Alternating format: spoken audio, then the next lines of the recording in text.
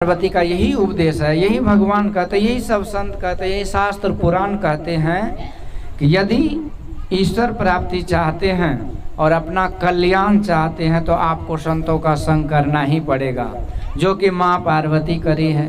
माँ पार्वती किस लिए करी है? तो उसे कल्याण को प्राप्त करने के लिए, और कल्याण को ही शिव कहते हैं। शिव का अर्थ ही होता है कल्याण, मतलब आत्म कल्याण। तो आत्म कल्याण ईश्वर के प्राप्ति में है। तो वहीं ईश्वर प्राप्ति के लिए गुरु के शरण ग्रहण करना अति आवश्यक है। इसलिए भगवान भी कहते हैं कि प्रथम भक्ति संतन कर संगा, संतों का संग है। संत के द्वारा बताए हुए मार्ग से चलने पर अनंत की प्राप्ति होती है, अनंत भगवान ईश्वर के। अब मन गढ़ंत बात को सुनने से, इधर उधर के मनमुखी बात सुनने से हम संसार मुखी हो जाते हैं, परमात्मा के मुख मतलब परमात्मा की तरफ रुख नहीं होता है। क्योंकि संत महापुरुष जो है ना, वो परमात्मा को प्राप्त किए हुए हैं, इसलिए जो प्राप्त किए हैं वही न प्राप्त कराएंगे। जो खुद नहीं देखे वो आपको कहाँ से दिखाएंगे? इसलिए जे जानई ते ही देही जनाई, जानत तुम तुम्ही होई जाई। तो ईश्वर को जाने हुए होते हैं, इसलिए संत को ईश्वर स्वरूप भी कहते हैं। क्योंकि देखिए, जब संत ईश्वर को जान लेते हैं तो शास्त्र में ये लिखा है, रामायण गीता भागवत में, कि जो ईश्वर को जान लेता है वो ईश्वर ही हो जाता है। कैसे? तो जैसे नदी नाला का पानी गंगा जी का दर्शन करने जाए तो लौट के आएगा तो नदी नाला का पानी थोड़ी रहेगा, वो तो गंगा जी हो गई ना, गंगा जी हो गया वो। क्यों? क्योंकि उन्होंने गंगा जी में मिल के आ गए। इसी तरह लाली मेरे लाल की जित देखो तित लाल, लाली देखन मैं गई, मैं भी हो गई लाल। तो परमात्मा को देख लेने के बाद ब्रह्मविद ब्रह्मैव भवति। वेद भगवान कहते हैं, विद मतलब होता है जानना। क्या होता है? जानना। तो जो ब्रह्म को जान लेते हैं वो ब्रह्म ही हो जाते हैं, ईश्वर ही हो जाते हैं। अब आपको लगता होगा, ए बच्चा, फिर भगाओ इसको बच्चा। तो जो ब्रह्म को जान लेता है वो ब्रह्म ही हो जाता है, ब्रह्मविद ब्रह्मैव भवति। अब आप कहेंगे कि हम तो साधारण जीव है, मच्छर जैसे हैं, छोटे से हैं। ईश्वर परमात्मा तो कितने बड़े हैं, कोई शास्त्र भी नहीं वर्णन कर पाते हैं। कह नीति नेति निरूपहि वेदा, नो इति नो इति, मतलब उसका कोई अंत नहीं है, कोई अंत नहीं है। जिसका अंत नहीं है उसी को अनंत कहते हैं। अनंत भगवान की पूजा जो होती है बच्चा सब, तो इसलिए वो भगवान तो इतने बड़े हैं जिसका कोई और छोर नहीं है। हम तो छोटे से जीव, उसके सामने मच्छर से भी गए गुजरे हैं, तो हम वो ईश्वर कैसे हो सकते हैं? तो भगवान ही तो कहते हैं ना, ईश्वर अंश जीव अविनाशी, ईश्वर अंश जीव अविनाशी, चेतन अमल सहज सुख राशि, चेतन अमल सहज सुख राशि। ईश्वर अंश जीव अविनाशी। भगवान कहते तुम मेरा ही अंश हो। तो मेरा भगवान के अंश हम जीव है ना, तो अंश का मतलब क्या हुआ? जैसे देखिए, शेर का बच्चा है तो भले अभी छोटा है, अबोध है, अज्ञानी है, तो सब चीज से डरता है। पर शेर का बच्चा गिदड़ सियार तो नहीं होगा ना, बड़ा होकर के। बड़ा होगा तो शेर ही होगा, क्योंकि शेर का है। इसी तरह ईश्वर का अंश या जीव है, जब इसे पूर्ण ज्ञान संत सदगुरु महाराज के द्वारा हो जाता है तो ये ईश्वर जीव, ये जीव ईश्वर को जानकर ईश्वर ही हो जाता है। इसलिए ब्रह्मविद ब्रह्मैव भवति। भगवान राम मुक्ति को उपनिषद में हनुमान जी से कहते हैं, दर्शना दर्शने हित्वा यं केवल रूपतः य आस्ते कपि शार्दूल ब्रह्म स ब्रह्मवित् स्वयं। कहते हे कपि शार्दूल, हे पवन तनय हनुमान जी महाराज, दृश्य अदृश्य को त्याग कर यह जीव जब ब्रह्म को जान लेता है तो ये ब्रह्म जैसा नहीं हो जाता है, ये ब्रह्म ही हो जाता है। मतलब भगवान जैसा नहीं, भगवान ही हो जाते हैं। तो यही तो है ना, ये सनातन धर्म में कहते हैं ईश्वर के तरफ बढ़ो और ईश्वर बन जाओ। मतलब कि असतो मां सद्गमय, मतलब असत से सत की ओर ले चलो हे प्रभु। और तमसो मां ज्योतिर्गमय, तम मतलब अंधकार, तो अंधकार से मुझे प्रकाश की ओर ले चलो। और मृत्योर मां अमृतम गमय, मृत्यु से मुझे अमरता की ओर ले चलो। तो अमर तो ईश्वर है ना, तो अमर ईश्वर बन जाता। तो यही है, यही गुरु परंपरा को अक्षुण्ण रखने के लिए, कायम रखने के लिए गुरु कर्णधार है। इस बात को प्रमाणित करने के लिए आज माता रानी गुरु धारण करते हैं। किसको? तो देवर्षि नारद जी को। तो गुरु जो है ये परमात्मा से मिलाने के लिए एक माध्यम है, एक सहारा है। इसीलिए कहते कर्णधार सदगुरु दृढ़ नावा, दुर्लभ साज सुलभ करी पावा। तो लोग कहते हैं कि जब सीधे हम भगवान से मिल लें तो बीच में गुरु तुरु का क्या जरूरत है। होते हैं ना, हम सीधे मंदिर में जाकर आरती घुमा लेते हैं। इसलिए शिव चर्चा वाले कहते हैं गुरु तुरु कुछ नहीं मानते हैं, हम मानता सब कुछ है। तो भगवान शिव को गुरु ही तो मान लिए ना, तो गुरु रूप में मान करके ज्ञान लेंगे तब ईश्वर की प्राप्ति होती है। तो गुरु कैसे नहीं मानते हैं। देख विरोध है, विरोध तो दुर्भाग्य है ना। हमारे सनातन धर्म में एक ही ईश्वर है जो सारी दुनिया को बनाते हैं, चलाते हैं, पालन पोषण करते हैं, बनाते और संहार करते हैं। ये सनातन धर्म का मूल ज्ञान है। मूल में भूल है, इसीलिए आपस में फूट होता है।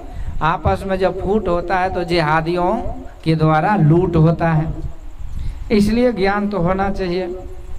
तो इसलिए बिना गुरु का, यदि आप कहते हैं कि हम डायरेक्ट कनेक्शन लगा लेंगे भगवान से, तो ट्रांसफार्मर से डायरेक्ट तार जोड़िएगा तो सब बॉल बत्ती पंखा बिजली फ्रिज गीजर सब फ्यूज उड़ जाता है, उतना पावर सहन नहीं होता है।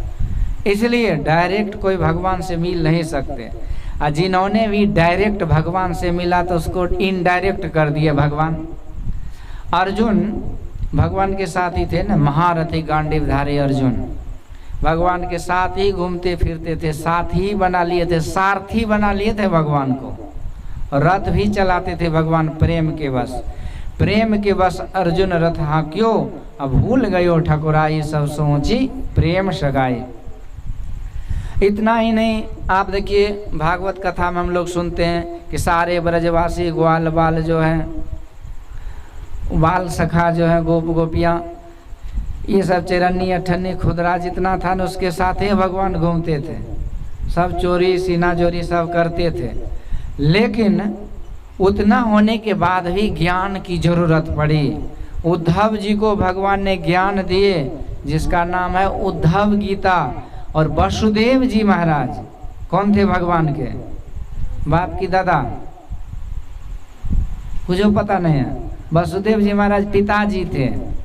एक आदमी बोला दादा, तो बाप कौन थे? बोला बाप का पता नहीं है। नहीं, वसुदेव जी महाराज और देवकी मैया ये माता पिता हुए। वसुदेव जी महाराज को भी भगवान ज्ञान दिए। तो भगवान तो पुत्र रूप में आए तो बेटा बाप को ज्ञान देता है? कोई हमारे सामने जन्म के खड़ा हुआ हमको पढ़ा रहा है, कहावत है गाँव देहात में। इसलिए भगवान उस मर्यादा को रखते हुए देवर्षि नारद जी के द्वारा वसुदेव जी को ज्ञान करवाते हैं, नव योगेश्वर का ज्ञान ये माध्यम दे करके। तो आप देखिए उद्धव जी की महाराज के द्वारा गोपियों को भगवान ने ज्ञान कराए। तो मूल रूप में क्या है, जब हम सीधे भगवान से मिल भी जाते हैं तो भगवान फिर भी कहते हैं कि तुम्हारा काम अभी पूरा नहीं हुआ। यदि पूरा हो जाता तो भगवान को उपदेश देने की जरूरत नहीं थी। जब हम अभी तो केवल मूर्ति का दर्शन करते हैं, पर जिन्होंने साक्षात भगवान से वार्तालाप करते थे, अंग संग रहते थे, उसको उपदेश देने की जरूरत भगवान को क्यों पड़ी? भगवान ने क्यों कहा बड़े भाग मानुष तनु पावा, सुर दुर्लभ सद ग्रंथ ही गावा, साधन धाम मोक्ष कर द्वारा, पाई न जेहि पर लोक सवारा। यही तन कर फल विषय न भाई, स्वर्ग हूँ स्वल्प अंत दुखदाई। नर तन पाए विषय मन देहि, पलटी सुधाते 60-20 लेहि।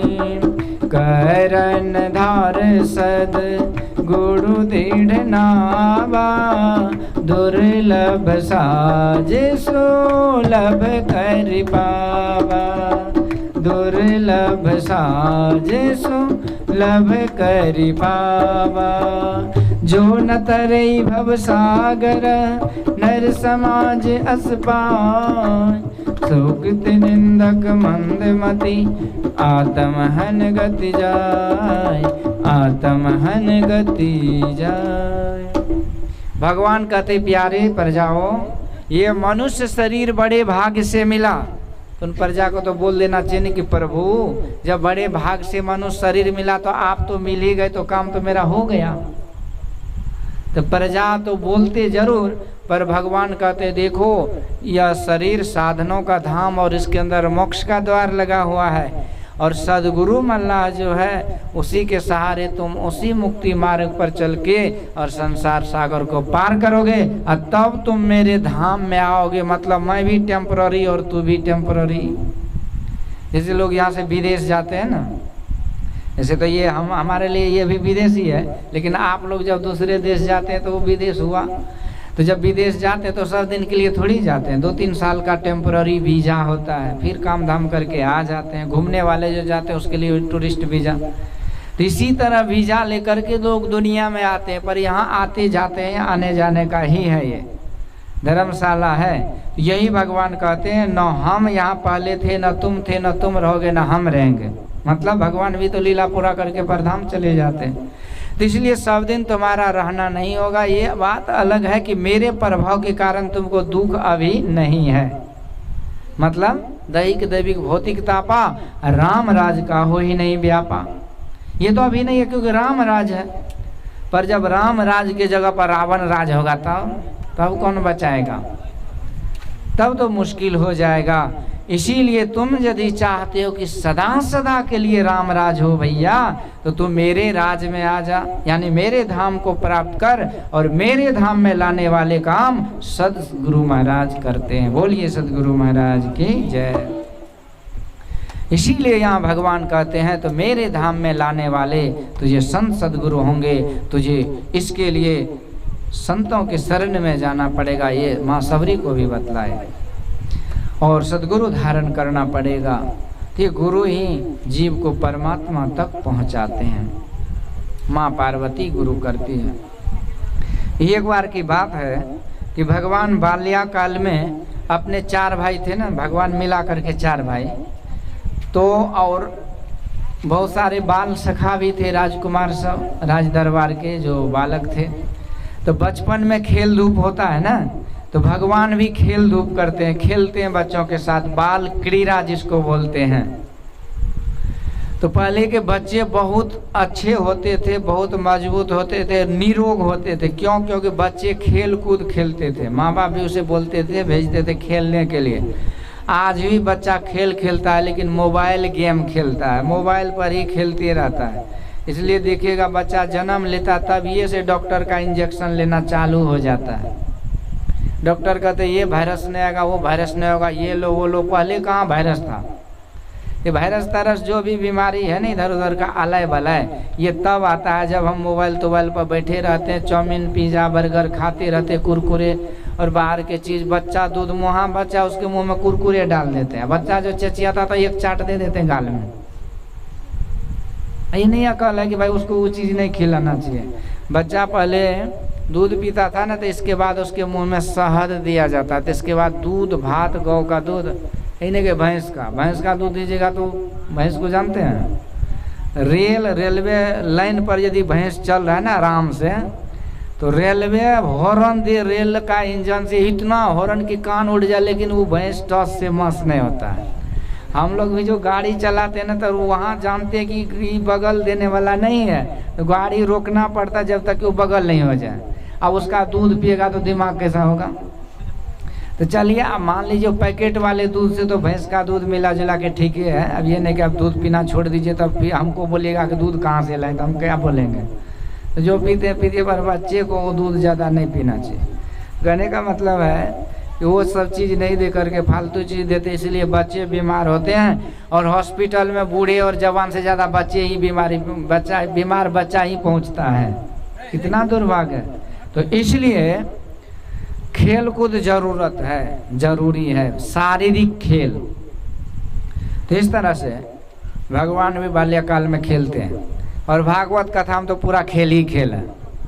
11 वर्ष तक धूम धड़ाम भगवान खेल के अलावा और कुछ नहीं किए। लेकिन आजकल के कमासूद सब है ना, MBBS करने के चक्कर में बचपने से रटना शुरू कर देते हैं।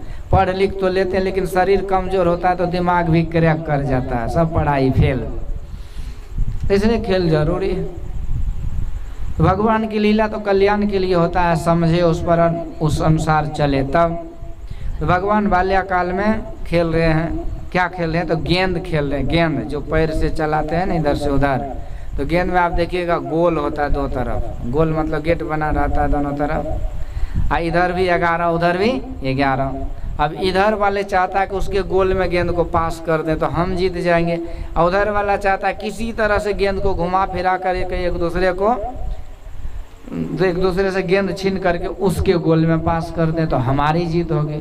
यही संघर्ष होता रहता है वो मैदान में। मैदान भी होता है कुछ 2-4 एकड़ का, वो बड़ा सा होता है। तो ये बात है। अब भगवान जो थे, भगवान और लक्ष्मण जी, अब बाकी 9 और था, तो 11 हो गए ना इधर। और उधर भरत जी महाराज और शत्रुघ्न जी, उधर और 9 जोड़ लीजिए कहीं से, तो 11 उधर भी 11 उधर भी, तो ये टोटल 22 मिल करके ये गेंद खेल रहे हैं। अब बाकी देखने वाले बच्चे तो हजारों थे। और उस बीच में बहुत होता है ना, सबका अपना अपना पसंदीदा खिलाड़ी होता है। वो किसी को पसंद, कोई किसी को पसंद करता है। तो इसी तरह बहुत सारे जो बच्चे थे वो भगवान को पसंद करते थे, और बहुत सारे बच्चे ऐसे भी थे जो भरत जी को पसंद करते थे। अब खेल होने लगा तो भरत जी की जब लगती थी जीत हो रही है तो भरत जी का जो समर्थक था वो ताली बजाते थे। और जब लगता था कि भगवान की जीत होने लगी तो भगवान के जो समर्थक थे वो ताली बजाने लगते थे। अब इसी ताली गड़गड़ाहट के बीच खेल शुरू हो गया। बड़ी देर तक खेल चलता रहा। दोनों तरफ से कोई हारने का नाम ही नहीं ले रहा, किसी तरफ कोई गोल नहीं। सबको लगा कि खेल लगता है ड्रॉ हो जाएगा। ड्रॉ मतलब क्या होता है कि बिना नतीजा का खेल खत्म हो जाना, ना इधर से गोल हुआ ना उधर से गोल हुआ। तो ऐसे बड़ी देर तक होता रहा। पर देखिए भगवान को कोई हरा सकता है क्या? भगवान तो दुनिया को बनाते हैं और भगवान सर्वजित कहलाते हैं। फिर भी भगवान क्या है, हारते भी हैं। किससे? तो प्रबल प्रेम के पाले पड़कर प्रभु को नियम बदलते देखा। अपना मान टले टल जाए पर भक्त का मान न टलते देखा। प्रेम के बस अपना मान सम्मान को कोई परवाह नहीं करते, लेकिन भक्त का अनादर नहीं हो, भक्त के मान सम्मान में ठेस नहीं हो, इसलिए भगवान भी हार जाते हैं। ये शर्त है कि भगवान हार जाते हैं, दूसरा कोई शर्त नहीं है, कोई उसे हरा नहीं सकते। भगवान कृष्ण ने प्रतिज्ञा किया था कि महाभारत के युद्ध में मैं अस्त्र और शस्त्र धारण नहीं करूँगा, यानी हथियार नहीं छूऊंगा। लेकिन पितामह भीष्म जो थे ना, उसी के भक्त थे। उन्होंने भी प्रतिज्ञा किया कि मैं भी गंगा पुत्र भीष्म ये प्रतिज्ञा करता हूँ कि मैं प्रभु वासुदेव कृष्ण भगवान को अस्त्र शस्त्र उठवा करके, यानी उठाने पर विवश कर दूंगा। महाभारत का युद्ध हुआ, पितामह ने इतने बाण की वर्षा किए कि भगवान गुस्सा के मारे आग बबूला हो गया और सुदर्शन उठा लिए। तब अर्जुन रोक दिए, सरकार आप मत उठाओ, आप तो प्रतिज्ञा किए थे, अब मैं ही चलाऊंगा बाण। तो पितामह भीष्म तो हंसने लगे, कहते हे प्रभु आप कितने भक्तवत्सल हैं कि आप मेरे वचन का इतना ख्याल रखते हैं कि मेरी प्रतिज्ञा थी कि आपको हम अस्त्र शस्त्र उठाने पर विवश कर दूंगा, तो आप मेरी लाज बचाने के लिए अपना प्रतिज्ञा जो नहीं उठाने का था उसको आप तोड़ दिए। इस तरह से भगवान भक्तवत्सल होते हैं। बोलिए भक्तवत्सल भगवान की। ऐसे यहाँ पर भगवान राम हार जाते हैं। भरत जी का गेंद एक बार बड़ी जोर से मारा कि भगवान के गोल में समा गया। अब जितने भरत जी के चेला चटिया साथी लोग थे सब ताली बजा करके भरत जी महाराज की जय, भरत जी महाराज की जय।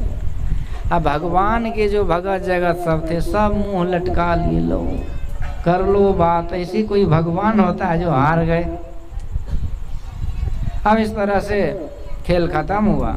सब भगवान के भक्त कहते सरकार आप हार गए तो आपका साथ कौन देगा, आपकी पूजा पाठ कौन करेगा, भगवान तो विश्व विजयी होते हैं ना,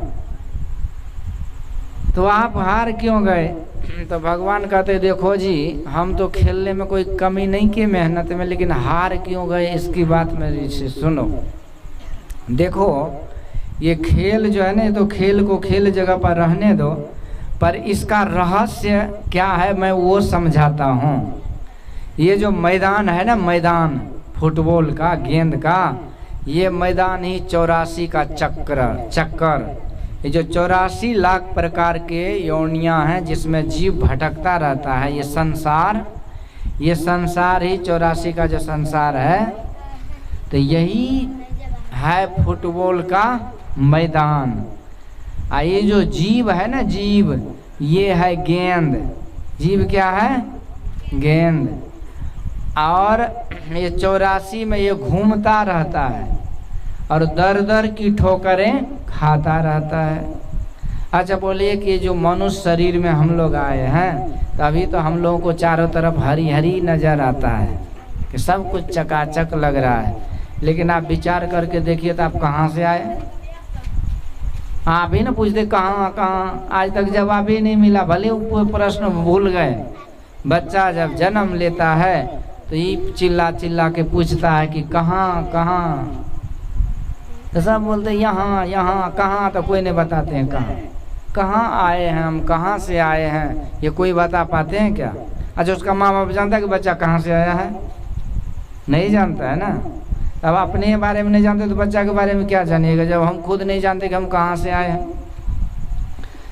पशु पक्षी कृमि आदिक योनिन में भर में बहुबार हो, नर्तन अब ही कृपा कर दीनो, अब प्रभु करो बार हो। अपनी भगतिया सतगुरु साहब मोहि कृपा कर दे हो, युगन युगन भव भटकत बीते, अब भव बाहर ले हो। युगन युगन भव भटकत बीते, अब भव बाहर ले हो। पशु पक्षी कृमि आदिक योनिन में भर में बहुबार हो, नर्तन अब ही कृपा कर दीनो, अब प्रभु करो बार हो, अब प्रभु करो बार हो। गुरु महाराज कहते हैं पशु पक्षी कृमि आदिक योनिन में भर में बहुबार हो। कहते हैं कि मैं पशु के शरीर में, पक्षी के शरीर में, कीड़े मकोड़े, कौन सा ऐसा जीव है जो गाछ वृक्ष जितने भी हैं सब शरीर में भटकते भटकते इस बार मनुष्य शरीर में ये जीव आया है। तो यही है दर दर की ठोकर खाता हुआ ये जीव भटक रहा है, यानी मैदान, संसार रूपी मैदान में ये जीव भटक रहा है। भगवान कहते हैं ना, आकर 4,84,00,000 योनि भ्रमत यह जीव अविनाशी। ये प्रभु, ये जीव अविनाशी तो है, लेकिन ये 84 लाख के शरीरों में, 84 लाख प्रकार के शरीरों में भटकते हुए आए हैं।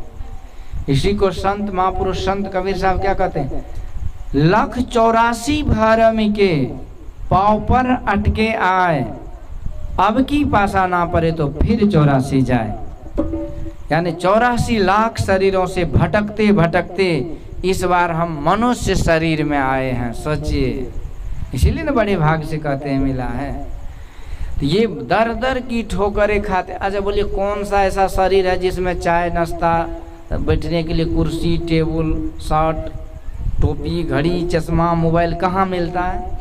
कोई ऐसा शरीर है? कुत्ता बिल्ली को देखे मोबाइल से बात करते हैं, hello how are you doing बोलते हो क्या?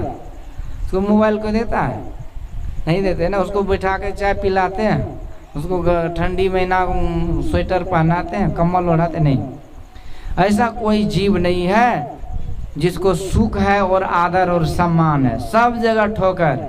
यदि कुतवा यहाँ आ जाए ना, ऐसा घुमा के झटा मारता, कहीं कहीं करते वो भागता है, वही आदर है। लाठी पुल्टी से उसका स्वागत होता है। अब देखिए वो जो है घोड़ा टमटम खींचता रहता है, घास खाता है, कौन सा स्वागत है उसका? तो इसलिए जीवन भर वो उसको ठोकर ही मिलता है। कोई ऐसा शरीर नहीं जिसमें सुख और शांति मिले। तो नाना प्रकार के दुखों को झेलते झेलते, दर दर की ठोकर खाते जीव संसार के विशाल मैदान में 84 प्रकार के शरीरों में भटकता रहता है। यही है गेंद इधर से उधर लात जो मार रहे हैं।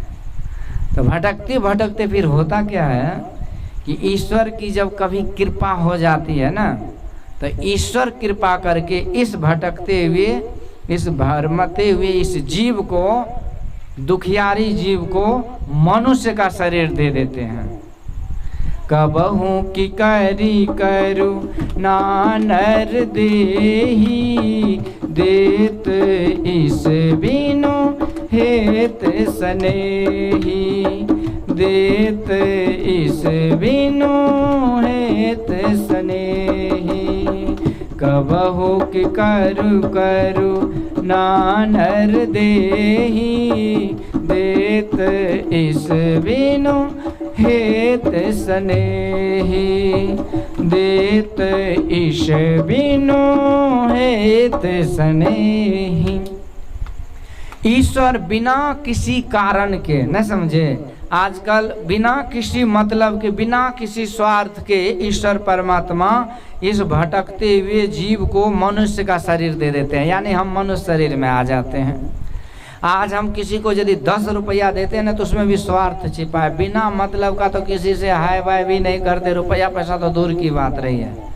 बिन स्वार्थ कोई बात न पूछे, देखो खूब विचार, जगत में स्वार्थ का व्यवहार, स्वार्थ का व्यवहार है। सुर नर मुनि की यही सब रीति, स्वार्थ लागे करे सब प्रीति। यहाँ तक कि कहते बड़े बड़े लोग भी मतलबी होते हैं, पर भगवान को कोई स्वार्थ नहीं। उन्होंने बिना किसी स्वार्थ के इस दुखियारी जीव को मनुष्य का शरीर दे दिया। अब आप पर निर्भर है कि आप इसके बदले में कुछ देते हैं, आखिर बस भगवान के कपाड़ पर बेल फोड़ते हैं। मतलब क्या हुआ?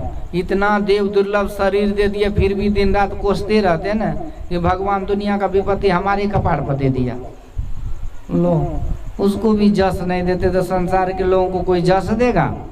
तो इसलिए हमारी भावना तो ये होनी चाहिए कि मुझे तुमने दाता बहुत कुछ दिया है, तेरा शुक्रिया है, तेरा शुक्रिया है, तेरा शुक्रिया है, तेरा शुक्रिया है। मुझे तुमने दाता बहुत कुछ दिया है, तेरा शुक्रिया है, तेरा शुक्रिया है, तेरा शुक्रिया है, तेरा शुक्रिया। एक आदमी बोला मनुष्य शरीर दिया तो इसका अचार बना के खाएंगे।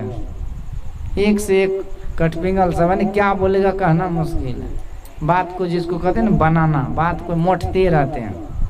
अब ये शरीर को अचार बना के नहीं खाइएगा, लेकिन शरीर के हाथ से तो अचार बना के खा ही सकते हैं ना।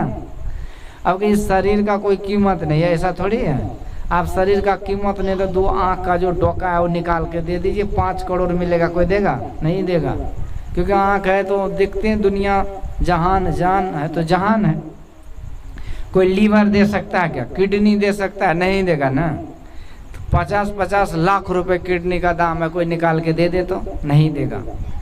तो इसलिए बहुत कीमती शरीर है, जीवन हमको बहुत कीमती लग रहा है, पर इतना अनमोल कीमती शरीर परमात्मा तो दिए हैं, पर परमात्मा की भक्ति, भगवान की भक्ति में हम 2 मिनट भी नहीं दे पाते हैं।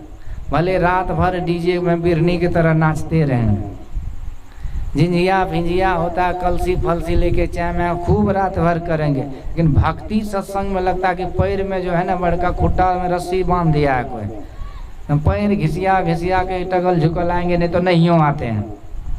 कहने का मतलब यही है कि विचार तो कीजिए कि हम लोग कितने बेशर्म हैं कि जो परमात्मा ऐसा देव दुर्लभ शरीर दिए, हम उसके लिए क्या दे रहे हैं। इसलिए सुनो सुनो बचन नर नारी, हरि भजन करो सुखकारी। सुनो सुनो बचन नर नारी, हरि भजन करो सुखकारी। जिन्हें रचा शरीर तुम्हारा, उनका क्यों नाम बिसारा। जिन्हें रचा शरीर तुम्हारा, उनका क्यों नाम बिसारा। कृतघ्न सठ मूढ़ अनारी, हरि भजन करो सुखकारी। सुनो सुनो बचन नर नारी, हरि भजन करो सुखकारी। सुनो सुनो बचन नर नारी, हरि भजन करो सुखकारी। हरि भजन करो सुखकारी, हरि भजन करो सुखकारी। इसीलिए संत महापुरुष कहते भक्ति भजन करने से होता क्या है। अब एक प्रश्न और है कि कहते भक्ति भजन करने से पेट थोड़े भरेगा। ये भी तो लफड़ा है ना कि पेट नहीं भरेगा, तो पेट भरने के लिए क्या करना होता, तो काम धंधा करो। तो काम धंधा करेंगे, ठीक है, कमा लीजिएगा, कमा करके पेटो भर लीजिएगा, कपड़ों पहन लीजिएगा, घर मकान भी बना लीजिएगा, पर घर मकान दुकान खान पान सब हो जाएगा, लेकिन शांति नहीं मिलेगी तब, क्योंकि शांति कहीं कमाया नहीं जाता है। ये शांति किसी दुकान में विदेश, सऊदी अरेबिया में या सिंगापुर, थाईलैंड, मलेशिया में नहीं मिलता है, अथवा इसी नेपाल में, काठमांडू में कहीं भी शांति नहीं मिलती है। तब बिना शांति का अशांतस्य कुतो सुखम। अशांत व्यक्ति के पास धन संपत्ति मकान दुकान परिवार रहते हुए भी कोई मतलब नहीं है कि वो सुख से रह सकता है। तो शांति में सुख है, पर यह शांति दुनिया में है ही नहीं। तो सुख पाने का साधन क्या है? शांति। और शांति जो है, शांति स्वरूप सर्वेश्वर जानो, शब्दातीत कही संत बखानो। तो शांति स्वरूप तो परमात्मा है, उसकी भक्ति करेंगे तब तो शांति मिलेगी। आप अब बात समझ में आई ना कि सत्संग करने से पेट भरता है कि नहीं। इसलिए संत महापुरुष कहते हैं कि परमात्मा की भक्ति करने से होता क्या है कि अभी जो हम मनुष्य शरीर में आए हैं ना, अभी इज्जत प्रतिष्ठा तो है ही है। जो जितना कमाए हैं, जितना पढ़े लिखे हैं, जैसा आज उस कैटेगरी में उस तरह से मान सम्मान मिलता है। परंतु यदि संत महापुरुष कहते हैं यदि चाहते हो कि जीवन में ये इज्जत और प्रतिष्ठा बरकरार रहे तो भक्ति को पकड़ लो, क्योंकि यदि भगवान ने एक बार नज़र फेर लिए और यदि मनुष्य शरीर छीन करके दूसरे तीसरे शरीर में डाल दिए तो फिर लेने की देनी पड़ जाएगी। 184 भरम के पाँव पर अटके आए, अब की पासा ना पड़े तो फिर 84 जाए। भगवान मनुष्य शरीर तो दिए दिए, लेकिन हम बड़ा कमासुद बन गए, होशियार बन गए, कहते अब तो हमारे लिए सब कुछ एकदम चकाचक है। लेकिन एक बार जब भगवान ने हाथ खींच लिए, अब मनुष्य शरीर जा करके दूसरे चटंगा दुटंगा सींग दांत मुंह जैसे तैसे यदि दूसरे तीसरे शरीर में भेज दिए तब तो देने के लिए नहीं पड़ जाएगी। अभी कहते हमको फुर्सत ही नहीं है, सत्संग भजन करने का फुर्सत ही नहीं है।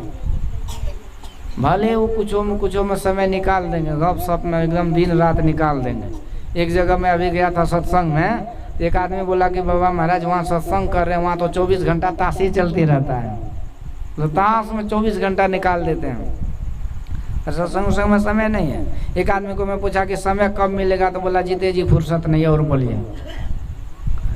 तो मैं बोला कि तो फुर्सत कब है, तो बोला कि मरने के बाद ही छुट्टी छूट सकता है। तो मैं बोला कि सुनिए, तो कबीर साहब कहते हैं कि मरने के बाद छुट्टी नहीं छूटती है, मरने के बाद ड्यूटी लगती है। तो चौकन्ना हो गया, कहते कौन सी ड्यूटी।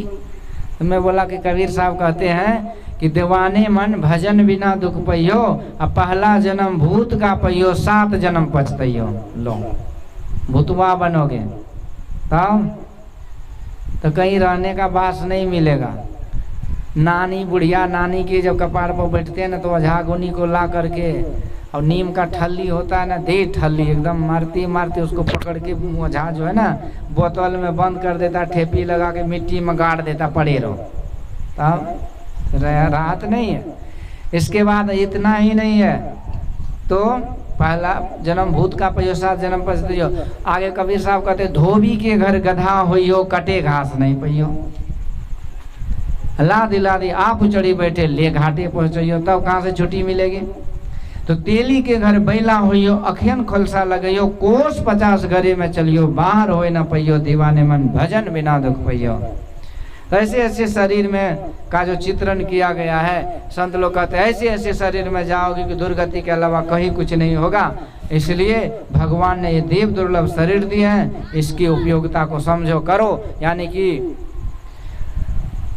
यही तन कर फल विषय न भाई, स्वर्ग हो स्वल्प अंत दुखदाई, स्वर्ग हो स्वल्प अंत दुखदाई। देह धरे कर यही फल भाई, भजिए राम सब काम बिहाई, भजिए राम सब काम बिहाई। कहते हे भाई, ये शरीर पाने का फल है कि भजिए राम, भगवान की भक्ति करो, सब काम बिहाई। काम मतलब काम धंधा नहीं, मतलब कामनाओं को छोड़कर और घर परिवार को चलाते हुए, और शरीर का मूल बात जो है कि जीवन में भक्ति सत्संग करते रहना है। इसके लिए ही यह शरीर मिला। खाने के लिए नोच नोच करके हड्डी पसली को नहीं मिला, वो तो कुत्ता बिल्ली भी नोच नोच के खाता है। तो कहते उस शरीर में चले जाओगे तो कोई मना नहीं करेगा, फिर नोच नोच करके खाते रहो। देखते मोरी फेंक देते तो कुतवा सो एक दूसरे पर कैसे टूट पड़ता है, झों झों करता है। ये मनुष्य शरीर मिला है भक्ति भजन के लिए। इसीलिए भगवान जो यहाँ कहते हैं, कहते देखो ये 84 लाख का जो मैदान है ना, इसी में ये जीव नाना प्रकार के शरीरों में भटकते भटकते मनुष्य शरीर में आ जाता है, वो भी मेरी कृपा से। अब क्या होता है कि देखिए, जब भगवान मनुष्य शरीर दिए है ना, यदि हमारा भी कोई पुण्य होगा तो मनुष्य शरीर के साथ यदि कहते हैं कि जम्बू द्वीप में यदि जन्म हो जाए तो वो बड़ा पुण्यात्मा होता है। जम्बू द्वीप के अंदर ही भारत देश, नेपाल, ये सब जो कुछ ही देश है गिने चुने जो सनातन धर्म को मानते हैं, हिंदू राष्ट्र कहिए है, तो ऐसे धार्मिक देश में जन्म लेना भी एक पुण्य का काम है। तो ईश्वर की कृपा दूसरी क्या होती है कि ये जीव को स्वाभाविक रूप से भक्ति सत्संग में इसका मन लगने लगता है। तो वही होता है कि जैसे देखिए, गेंद ठोकर खाते खाते भगवान के पास आया, तो भगवान क्या किए, उस गेंद को भेज दिए किधर, भरत जी के तरफ, क्योंकि भरत जी के गोल में जाएंगे तब न भगवान की जीत होगी। यही जीवात्मा जब भगवान के पास आ जाते हैं, भगवान का चरण पकड़ लेते हैं, तब क्या होता है, तो भगवान जब कृपा करते हैं तो इस जीव को संत के पास भेज देते हैं। तो संत के रूप में यहाँ कौन है? भरत जी महाराज, वो संत है। तो भगवान के पास जब ये जीव गया ना, तो ये जीव को भगवान ने किसके पास भेज दिए? संत के पास। मतलब ये है साफ साफ कि जब हम पूजा पाठ मठ मंदिर में जा करके करते हैं, तब जब भगवान की कृपा हो जाती है, पूजा का पुण्य मिलता है, तब हमको जा करके सत्संग मिल जाता है। इसलिए कहते हैं पुण्य पुंज बिनु मिल ही न संता, बिना पुण्य का आपको सत्संग नहीं मिलता है। ये हो गया। तो आज भगवान के पास जब गए ये जीव गेंद, तो भगवान ने एक ठोकर मार दिए, आई चले गए भरत जी के पास। तो भरत जी संत हुए ना। तो संत के पास जब जीव जाते हैं तो संत क्या करते हैं? जब हम लोग संत के शरण में आते हैं तो संत ने फिर से इस जीव को भगवान के गोल में प्रवेश करा देते हैं। यानी भगवान को सदा सदा के लिए जीव को भगवान से, ईश्वर से मिला देते हैं, उसका ज्ञान कराकर और उस ईश्वर का साक्षात्कार करा देते हैं। ये संतों का उपकार है। तो इस तरह से जीव का कल्याण हो जाता है, ईश्वर प्राप्ति हो जाता है। तो ये संतों के द्वारा जीव का कल्याण हुआ, तो संतों की जय जयकार हुई और परमात्मा की कृपा हुई और जीव का कल्याण हो जाता है।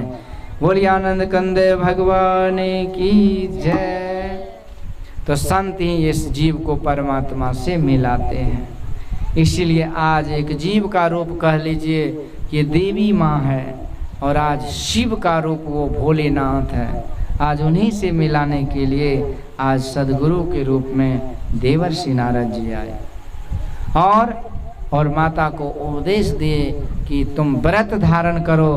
तो माता रानी आज ब्रह्मचारिणी बन करके कमंडल और माला लेकर के व्रत करने लगती है। बोलिए ब्रह्मचारिणी माता की।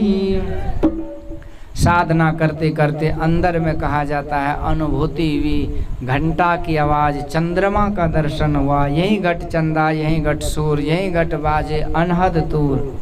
ये संतों का ज्ञान है। अभी अभी देखिए गोटा गोटी करके चले गए, अब बात समझ में नहीं आते ना।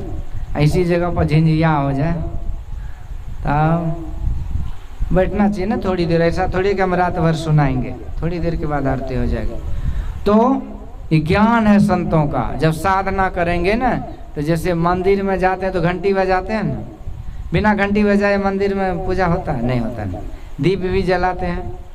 तो दीप और घंटी ये क्या है? निर्मल ज्योत जरत घट माही, देखत दृष्टि दोष सब सीजे।